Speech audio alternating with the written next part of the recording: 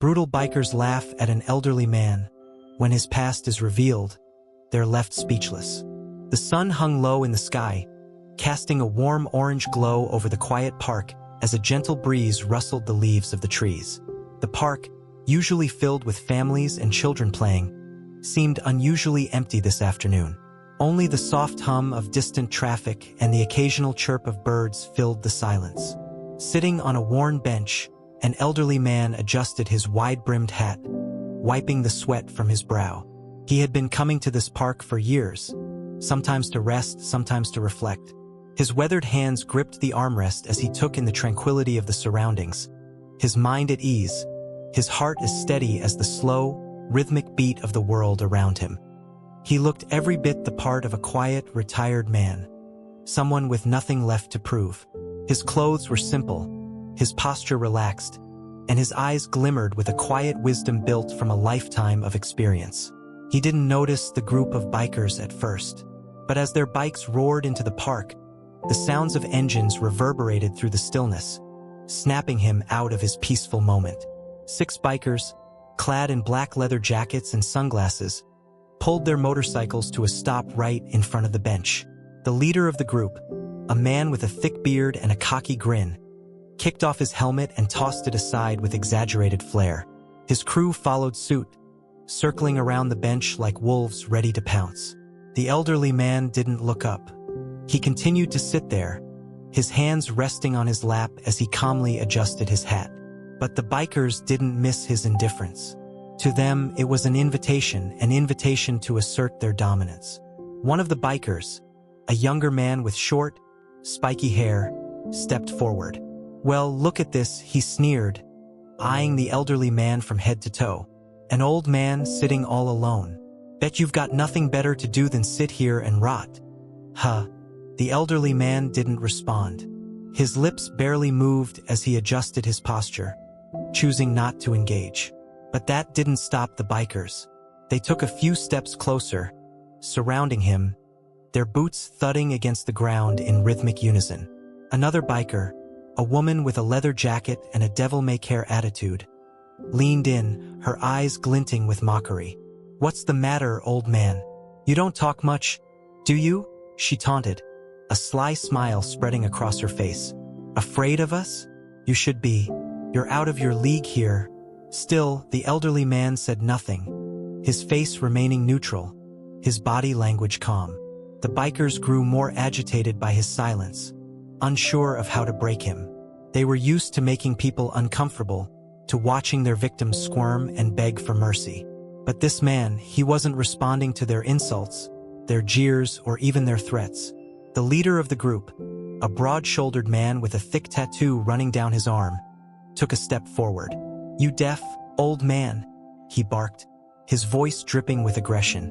"What's your problem? You don't want to talk? You think you're too good for us?" The elderly man slowly lifted his gaze to meet the leader's eyes, but his expression remained unfazed. "I'm not interested in talking," he said softly, his voice steady and calm. "I'm just here to enjoy my afternoon." The bikers paused, taken aback by the elderly man's calm response. This wasn't the reaction they had expected. They had anticipated fear, or at the very least, some sign of weakness they could exploit. But all they got was quiet resolve. The leader's smirk faltered for a moment. "You don't seem to understand, old man," he said, his tone sharpening. "You're in our space now, and around here we don't just let people sit and ignore us. You're gonna have to pay some respect." The elderly man stood slowly, his movements deliberate, unhurried. His hand reached into his jacket pocket, and for a brief moment, the bikers tensed, thinking he might be reaching for a weapon. But instead, he simply pulled out a piece of paper and held it up for them to see. "Respect isn't something you demand," he said quietly, his voice still calm but carrying a weight that made the bikers hesitate. "It's something you earn." He tucked the paper back into his jacket, not breaking eye contact with the group. The bikers exchanged confused looks. For the first time, they felt something they hadn't expected. It wasn't fear, but a subtle discomfort that began to creep into their minds. "Who the hell are you?" The leader spat, the bravado returning to his voice, You think you can lecture us on respect? The elderly man's eyes hardened, but he said nothing more.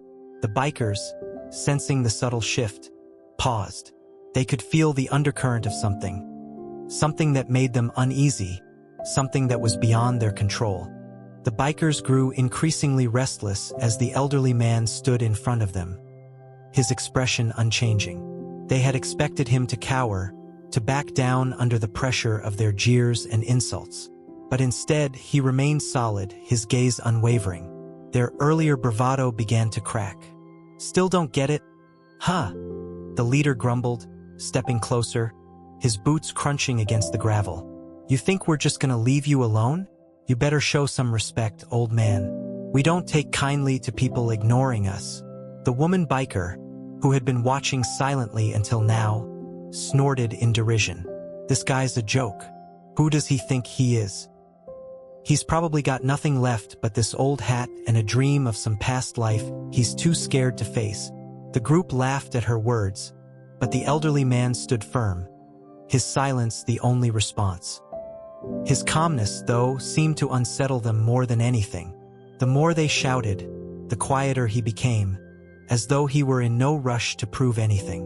One of the younger bikers, who had been quietly watching the scene unfold, looked uneasy. "This is stupid," he muttered under his breath. "Why are we wasting time with this guy?" The leader shot him a harsh glare. "Shut up. He needs to know his place." With that, the leader, growing frustrated, took a step forward, getting right in the elderly man's face. The rest of the bikers watched in anticipation, ready to watch the old man crack under the pressure. The air was thick with the tension of a standoff, the only sound the soft hum of their motorcycles idling in the background. "I said, show some respect," the leader barked, jabbing a finger at the man's chest. "You're in our territory now. You think you can just sit here and ignore us like we're nothing?" The elderly man's eyes flickered briefly to the finger pointed at his chest. Slowly, he took a step back, as if giving the leader space, his face still expressionless. For a moment, the bikers thought he might back down.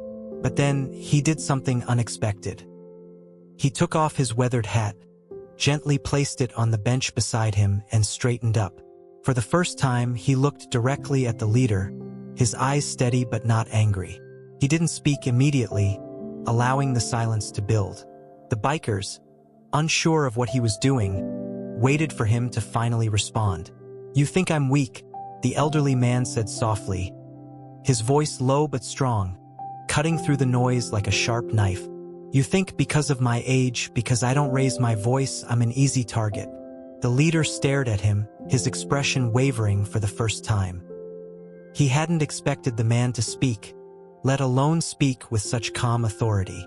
But he quickly recovered his composure, his lips curling into a sneer. "I don't care how old you are," the leader said, his voice dripping with disdain. "You're gonna learn what happens when you mess with us." At that, the elderly man's eyes hardened, the smallest hint of a smile appearing on his lips. But it wasn't a smile of amusement. It was something else. Something that made the bikers pause, a subtle yet powerful shift that seemed to resonate through the group. "You misunderstand me," the elderly man said, his voice still calm, but now it carried an edge. "It's not about age. It's about respect. You're pushing me, testing me, thinking I won't do anything about it. But I won't be intimidated. I won't let you mock me." The bikers exchanged uneasy glances. There was something in the man's words, something that made them feel like they were pushing the wrong buttons, but they couldn't quite put their finger on it. The leader looked around at his gang, trying to maintain control of the situation, but the unease was starting to spread. "Enough of this," the leader growled, his fists clenching. "You've had your chance. Now, get out of here before we make you." But the elderly man didn't move. He simply stood there, still and unshaken, his eyes never leaving the leader's face. "Why don't you try me?" he said, his voice soft but filled with an undeniable strength. "You think you're tough? I think you'll be surprised what I'm capable of." The leader flinched, his jaw tightening. The words, though spoken quietly, carried a weight that caused even the bravado of the bikers to falter. It wasn't just the calmness in the old man's voice. It was the conviction behind them, the clear sense that this was someone who had seen more than they could ever understand. And that was the moment when the bikers realized they had made a mistake. They hadn't just underestimated this man, they had misjudged the very essence of who he was. The bikers stood in a loose circle around the elderly man, their previous bravado faltering with every passing second. They had pushed him, mocked him, and tried to break his resolve, but the man stood unshaken. The silence between them was heavy now, and for the first time, the leader of the group felt the weight of the situation, a pressure he wasn't used to. His confidence had begun to slip away, replaced by a nagging feeling that he was in over his head. "You don't get it, do you?" The leader spat, his voice trying to regain some of its earlier aggression. "We don't care who you think you are. You're just some old guy in a park. You're not even worth our time." The words came out sharp, but there was no force behind them. The group of bikers stood silent, their eyes shifting nervously as they exchanged looks, unsure of where to go from here. The elderly man remained still, his hands folded in front of him as he calmly regarded the leader.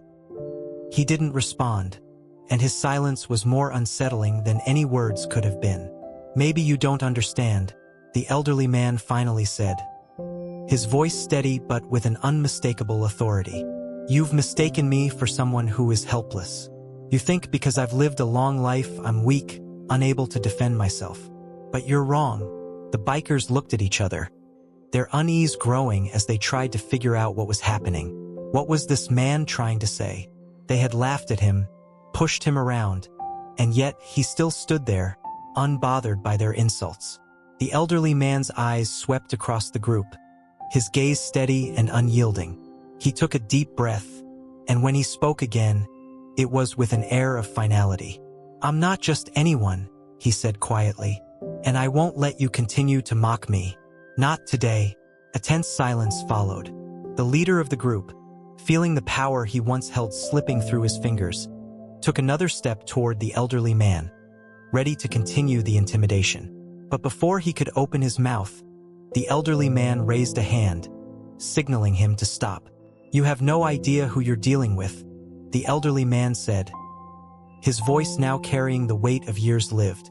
"I've seen more than you could ever imagine, and I didn't get to where I am by backing down from bullies like you." The bikers exchanged confused glances.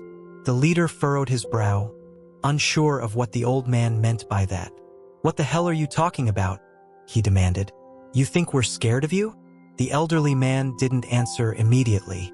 Instead, he took a long look at the group of bikers, each of them still in their leather jackets, each of them trying to appear tough. His eyes softened for a moment before he spoke again. "I was a soldier," he said, his voice no longer soft but powerful and commanding, "in a war that none of you would have lasted a day in. I fought on the front lines, saw the worst of humanity, and came back stronger for it." The words hung in the air like a bombshell.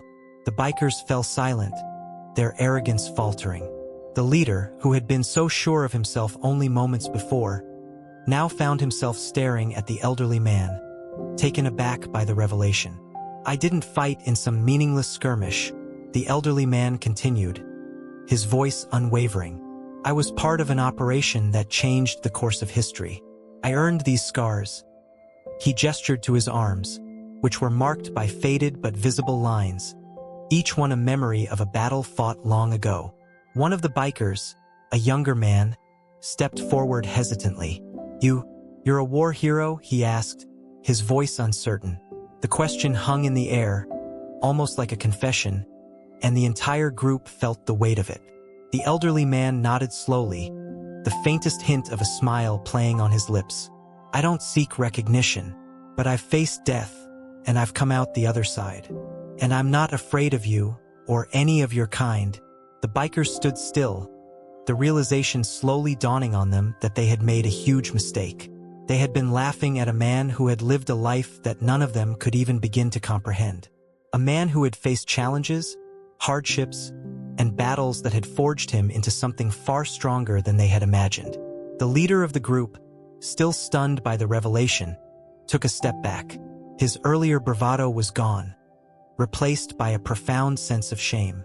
He had thought the elderly man weak, insignificant, but now he understood that he was dealing with someone who had earned his place in the world, someone who had nothing left to prove. The woman biker, who had been the loudest in her insults, shifted uncomfortably. She had believed that their strength would come from intimidation and force, but the elderly man's presence was something she couldn't deny. His words, his history, had taken away the power they thought they held. The silence stretched on, each biker reflecting on the weight of what had just been revealed. They had underestimated him, laughed at him, and mocked him, only to find that the person they had targeted was someone with a past far more powerful than any of them could fathom. The air had changed.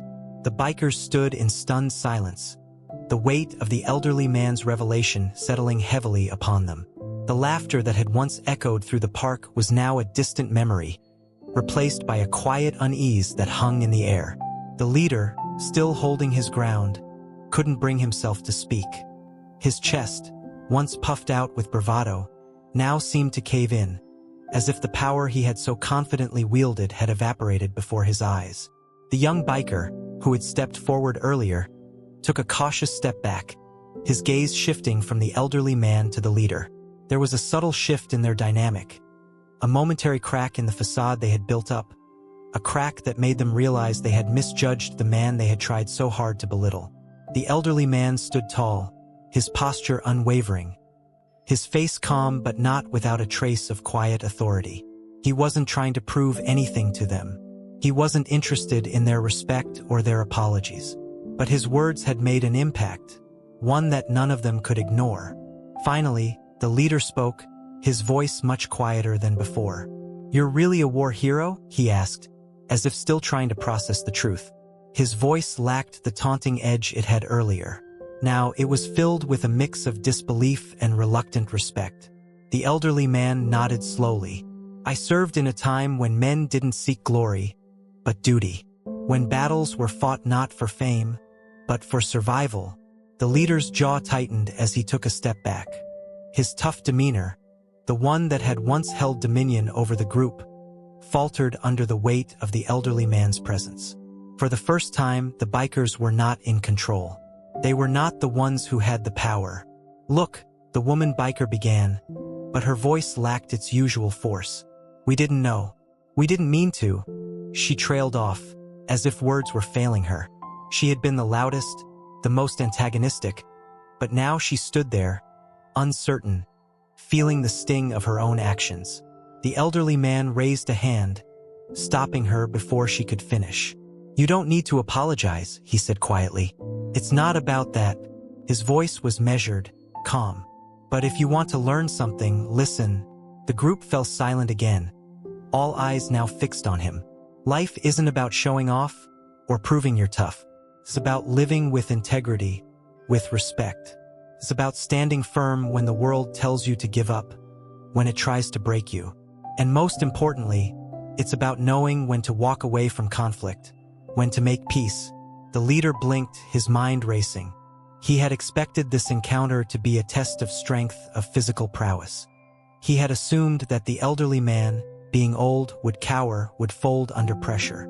But instead, he had been forced to face something far more powerful. Wisdom, quiet strength, and the humility that came with it. "Don't get me wrong," the elderly man continued, his tone soft but still firm. "There are times when you have to fight. But fighting doesn't always mean swinging your fists. Sometimes it means knowing when to keep calm, when to show restraint." The group stood there, absorbing the weight of his words. They weren't used to this, having their arrogance, their power, deflated by someone who hadn't lifted a finger. They weren't used to being the ones who had to reflect, who had to admit that they were wrong. The discomfort grew, and with it, a reluctant admiration for the man who had bested them without a single physical blow. The young biker, still looking somewhat uncomfortable, shifted his weight. "You really expect us to just walk away like that?" he asked, his voice tentative. The elderly man looked at him, a glimmer of understanding in his eyes. "I expect nothing," he said simply. "You've made your choice already. Now it's up to you to decide what kind of men you want to be." The bikers were silent. Their leader, who had once exuded so much bravado, now stood with his head lowered. There was no anger in his posture, no resentment, only a quiet acknowledgement of the truth that had been laid bare before them. For a long moment, none of them spoke.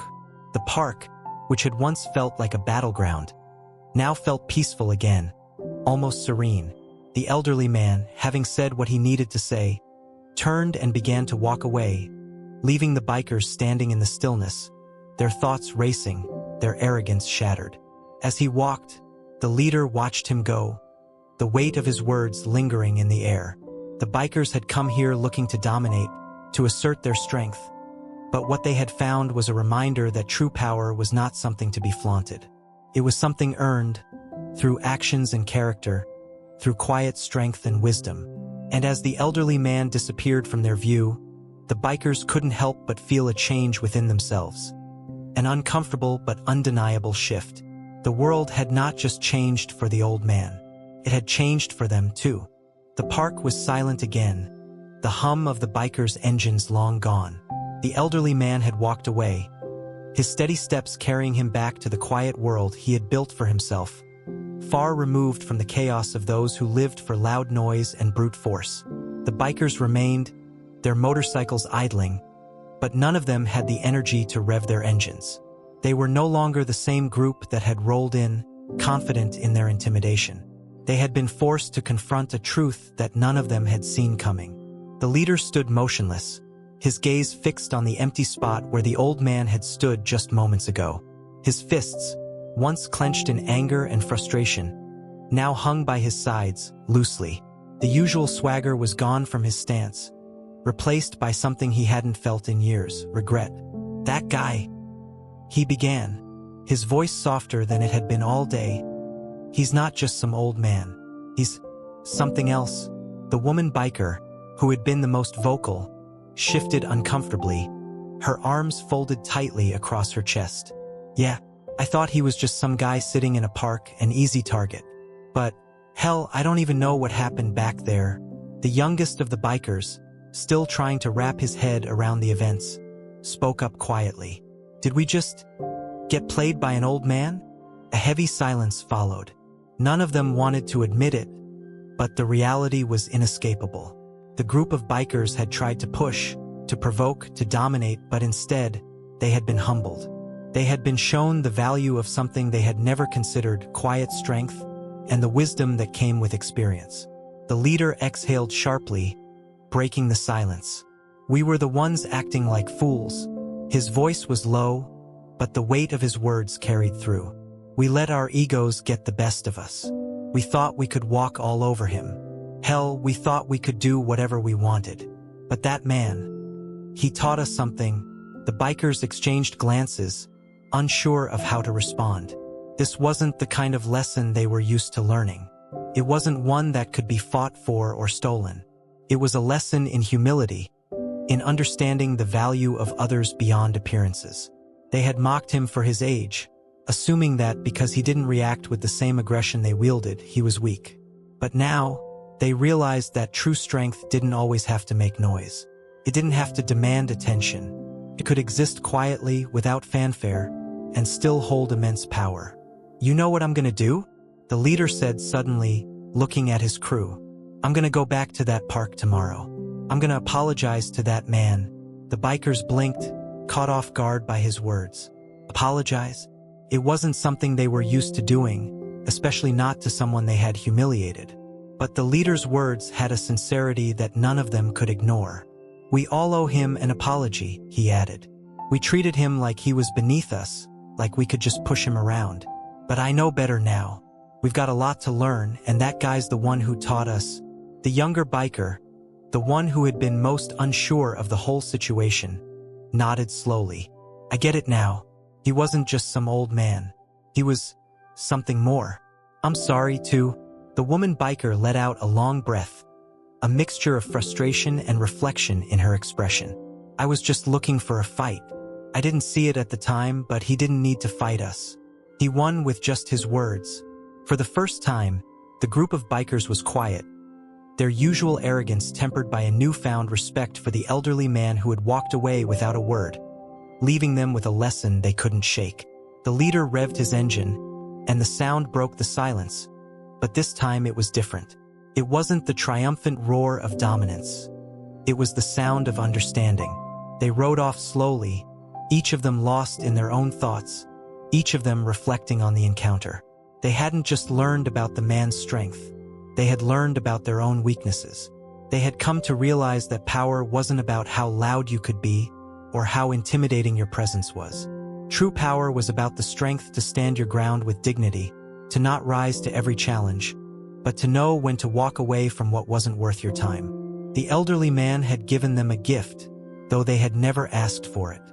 He had given them the understanding that the greatest form of strength came from within, from experience, and from the quiet confidence that only those who had lived fully could carry.